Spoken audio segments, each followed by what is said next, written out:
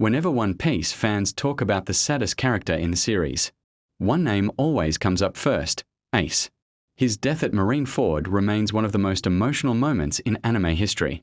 But if we are talking about pure tragedy, there may be someone whose story is even more heartbreaking: Nico Robin. Robin never had a normal childhood. From a very young age, she was treated like an outcast on Ohara. Other children feared her because of her devil fruit powers. Adults looked down on her. Even her relatives treated her more like a burden than family.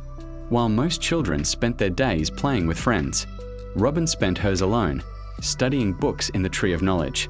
Despite everything, she was a genius.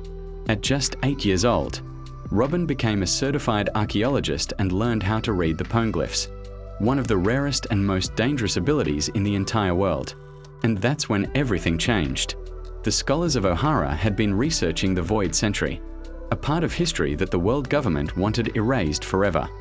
When the government discovered what the scholars were doing, they made a terrifying decision.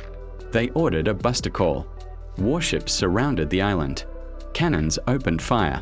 Buildings collapsed. The Tree of Knowledge burned.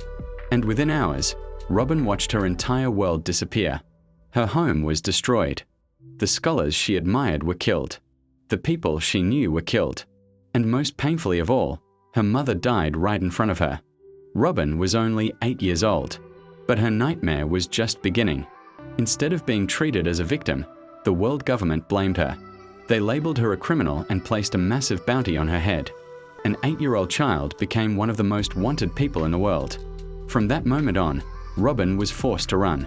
Then 4 years. decades. Everywhere she went, people betrayed her. Some Tiua. Some turned her in for money. Others only wanted to use her knowledge. Robin learned that trusting people only led to pain. Slowly, she stopped believing that she deserved happiness. She stopped believing that she deserved to live.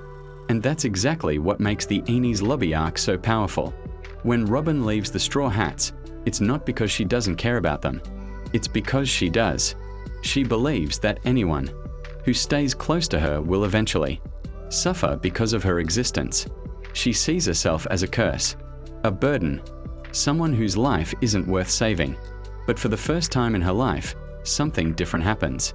The Straw Hats refuse to abandon her. Luffy and his crew declare war on the world government itself. Not for treasure, not for fame, not for power, but for Robin. For the first time, someone chooses her. Someone fights for her. Someone tells her that her life matters. And that's when Robin finally breaks down. After years of loneliness, fear, and pain, she screams one of the most iconic lines in anime history: "I want to live."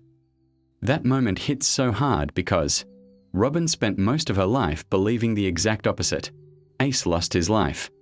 Robin lost her childhood, her family, her home, her future, and almost her will to live.